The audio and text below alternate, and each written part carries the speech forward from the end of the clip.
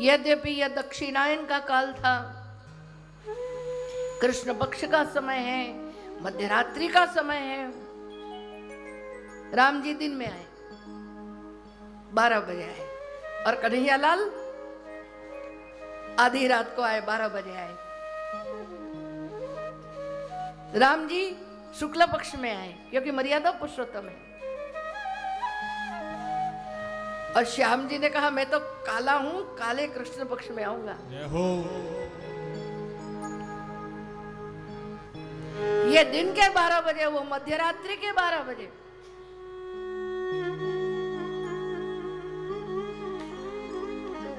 विपरीत काल होते हुए भी काल ने अपनी सभी अच्छाइयां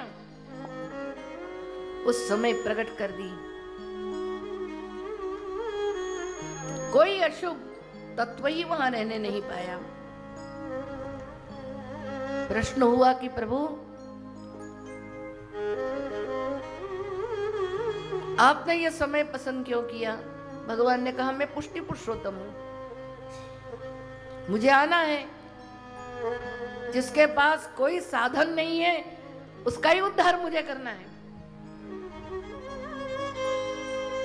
काल भगवान से विनती कर रहा था, प्रभु मेरी ये जो आधी आंखें हैं ना, सब कहते ये बुरी है, बुरी है, बुरी है, अब कृपा करिए। भगवान कुछ नहीं, मैं तेरे में प्रागट्य लूंगा।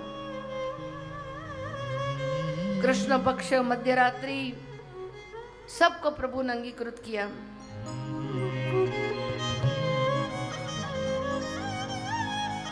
और दूसरी बात यह है, ये पुष्टि पुरुषोत्तम बड़ी अनोखी लीला करना चाहते हैं। उन्होंने अपने को छिपा लिया है। अब बताइए, ब्रज में ये चोरी करने वाला कन्हैया, काली कामनी वाले ओढ़ने वाला कन्हैया, ये काली रात को ओढ़ के नहीं आएगा तो क्या करेगा? छिपकर आना चाहते हैं प्रभु। तीसरे अध्याय में रूपांतर स्वीकार है।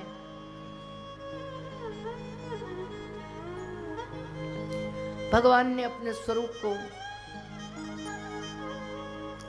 2 प्रकार में प्रकट किया। चतुर्भुज रूप में दर्शन हुए और द्विभुज में भी दर्शन हुए।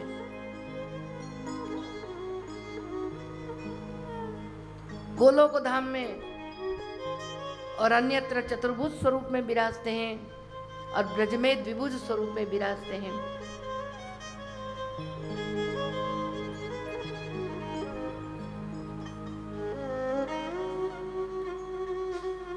और जब प्रभु का प्रागट्य होता है तो पूरी प्रकृति नाचने लगती है, कूदने लगती है।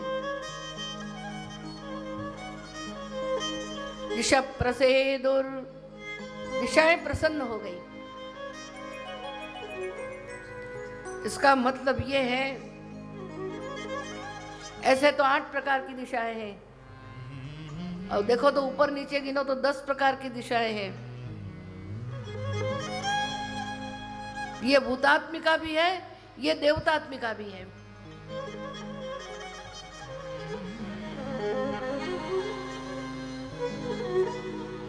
देवतात्मिका दिशाएं जब प्रसन्न होती हैं तब वो हमारे कर्ण में विराजमान है। कर्ण की अधिष्ठात्री देवी है। तो दूर दूर से जो भगवती आनंद कर्ण है उसका आस्वाद हम यहाँ बैठ कर ले सकते हैं। दूर श्रवण,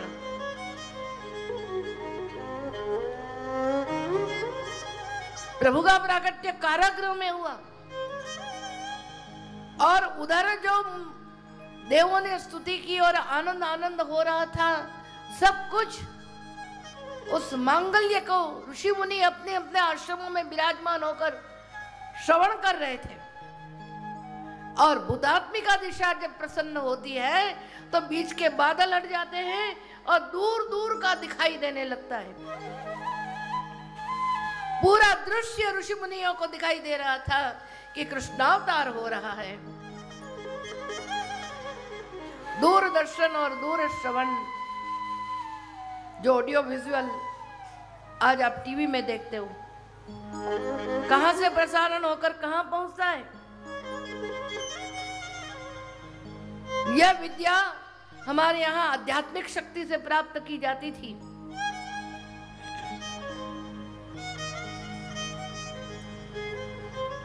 गगनम निर्मलोड़गणोदयम, पृथ्वी जल तेज वायु आकाश, पांचों ही भौतिक तत्वों ने आज भगवत प्रागट्य के लिए बधाई गाई। आकाश निर्मल हो गया, वरना श्रावण मास में आकाश तो बादलों से छाया हुआ होता है। सब तारे गण प्रकट हो गए, रोहिणी नक्षत्र प्रत्यक्ष दिखाई देने लगा। मही मंगल भूष्ठ पुरग्राम व्रजाकरा,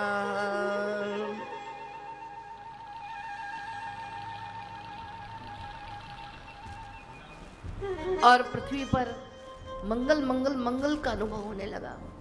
अब देखना, जहाँ अशुभ होने वाला होता है कुछ अमांगल्य का भाव होता है, और जहाँ शुभ होने वाला होता है वहाँ मंगलता का अनुभव होता है। नदियां प्रसन्न जल वाली बन गई। दो प्रकार के जल है, बहता हुआ जल और बांधा हुआ जल।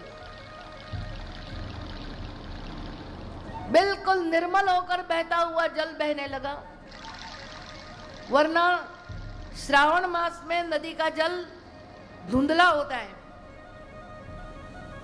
अब देखोगे कि नहाने में भी आपके शरीर में मिट्टी आएगी, और सरोवर में कमल खिल गए। रुदा जल रुहा श्रिय, रिद यानी सरोवर, तालाब। ववौ वायु सुख स्पर्श, मंद सुगंध, धीरे धीरे वायु बहने लगा। और मुझे ऐसा भी लगता है कि वहां कहीं से उस वायु में कृष्ण के श्रीअंग की सुगंध भी आती होगी। आपके श्रीअंग से कस्तूरी की बास आती है, अगुरु कस्तूरी की सुवास आपके श्रीअंग से निकलती है। ब्राह्मणों ने अग्नि प्रज्वलित कर दिए, मंत्रोच्चार होने लगे।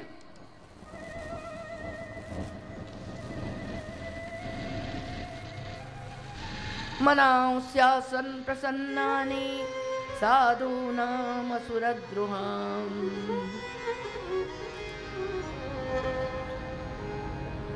साधुओं के मन प्रसन्न होने लगे।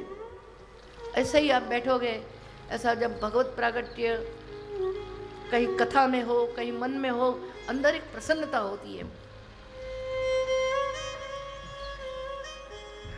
देवों ने सुमनस की वर्षा की,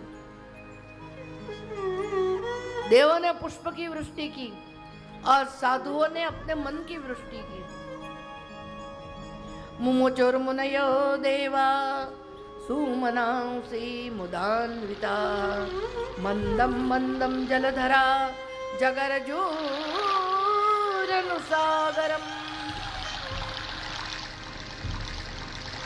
धीरे धीरे बादल गरजने लगे, मंदम मंदम, डर जाए से नहीं, मंदम मंदम जलधरा। बड़ी सुंदर बात कही, जलधरा। आज ये बादल जलधरा, जल को धारण करने वाले बने, जल मुचाहा नहीं, पानी को छोड़ने वाले नहीं। अभी तक बादलों को लगता था हम काले हैं तो पानी को निकाल देते थे, परंतु लगा कि अब हमारा वर्ण धारण करके कन्हैया आने वाले हैं। मेघ श्याम रंग का महत्व बढ़ गया। अतः बादल जलधरा, वो पानी को धारण करके सागर का अनुकरण करने लगे। अनुसागरम, सागर तो वहां था नहीं, फिर भी मानो कहीं भी सागर गरज रहा है, उसके पीछे पीछे गरजने लगे। सागर और मेघों की मानो बीच में टक्कर होने लगी। सागर ने कहा हमारा जैसा तू विशाल है क्या, और मेघों ने कहा हमारा जैसा मधुर है क्या, तू खारा पानी हम मीठा पानी देने वाले हैं। और देखो भैया, तुम्हारा गुण लेके भगवान पधारते हैं, पर हमारा तो रूप लेकर कृष्ण कन्हैया आने वाले हैं। पूरा ही हमारा स्वरूप प्रभु धारण करने वाले हैं।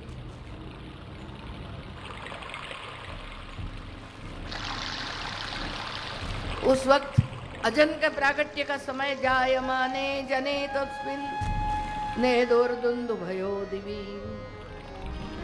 बिना आघात की दुंदुभियां बजने लगी, कोई बजाने वाला नहीं था, और तो भी दुंदुभियां बजने लगी। किन्नर गंधर्व नृत्य करने लगे, गाने लगे।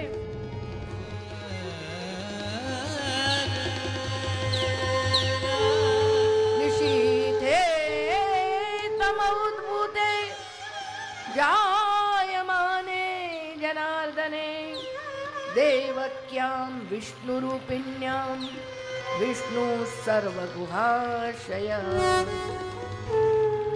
यहाँ छपे हुए भागवत जी में देवक्याम देवरूपिण्याम लिखा है, परंतु महाप्रभु जी का पाठ है देवक्याम विष्णु रूपिण्याम।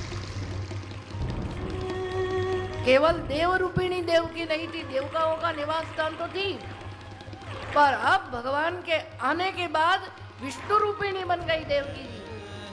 साक्षात प्रभु को धारण करने वाली भगवत रूपा बन गई। आविरासीत् यथा प्राच्यां दिशिन्दूरिव पुष्कलः।